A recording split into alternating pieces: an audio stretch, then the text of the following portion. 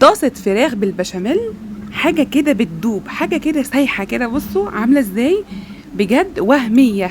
تعالوا بقى النهاردة نشوف عملنا ازاي طاسة فراخ. دي بقى كده طاسة الفراخ بعد ما طلعت من الفرن. شايفين بقى المنظر ده؟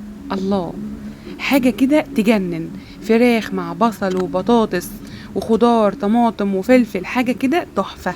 تقدميها مع رز بالخضار او تقدميها مع رز بسمتي سادة او بالعيش.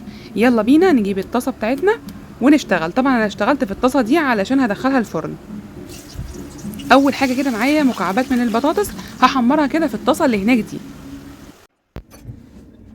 هنا جبت الطاسة وبدأت احط فيها معلقة من السمنة البلدي مع شوية من الزيت، وكمان نزلت عليها نص كيلو من الفراخ. دلوقتي كمان هنزل بيه توابل فراخ، فلفل اسمر، بابريكا مدخنة، ملح، وهقلب. الوصفة دي يا جماعة اقتصادية جدا، معمولة بنص كيلو من الفراخ و2 حبة بطاطس بس كده. ما شاء الله عملت لنا كمية حلوة جدا.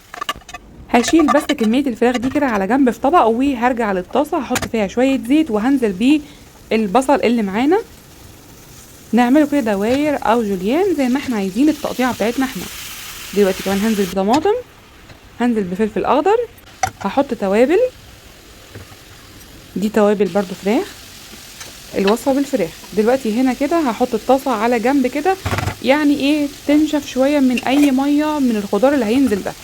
وبعد كده هجيب الطاسة دي وابتدي على طول احط فيها زيت ومعلقة كبيرة من الدقيق. معلقة الدقيق دي تعادل 3 معالق من اللي هي الصغيرة. هنا هزود كوباية من المية صغيرة، وهنزل بالبطاطس والفراخ وهسيبهم ينشفوا على النار وهغطيها. هنا كده عندي لتر كامل من الحليب، هنزل عليه بمعلقة من النشا ومعلقة من بودر الجبنة، وهتلاقيه موجود في اي عطارة في ليفر الجبنة. تمام، ده هيديكي نقلة تانية خالص للوصفة. هنقلب كويس جدا جدا، وبعد كده هنرجع ليه الدقيق اللي على النار، ونضيف عليه كده اللبن، الحليب، مع معلقة النشا اللي احنا ضفناها، مع معلقة البودر الجبنة.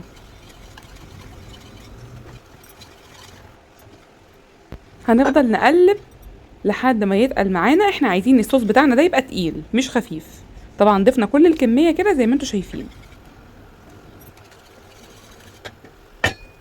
وهنا كده طاسة الفراخ بتاعتي لسه على النار، هسيبها تنشف شوية. طبعا انا عايزة فيها نسبة جوس كده بس مش قوي يعني.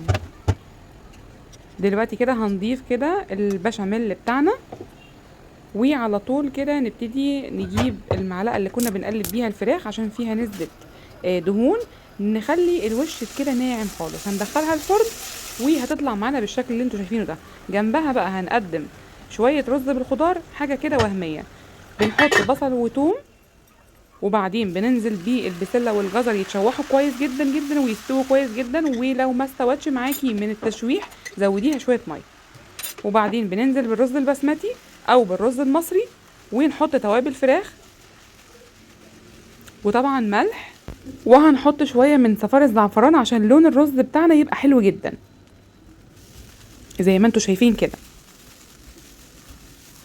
طبعا ممكن كمان الوصفة دي تزودي فيها كاري، هتنقلها نقلة تانية خالص. بصوا بقى كده شكل الصينية بتاعتنا عن قرب خالص كده، تحفة تحفة، سايحة جدا، كل المكونات كده داخلة في بعضيها، حاجة كده وهمية بجد. وطبعا الرز معانا بعد ما استوى بجد تحفة. لازم تجربوا الوصفات دي. ما تنسيش تكتبي لي رأيك في الكومنتات في الوصفة وكمان في طريقة الرز، واكتبي لي بتتابعيني من اي بلد عشان ده بيفرحني جدا. كانت معكم دينا ابو الفتوح، مع السلامة.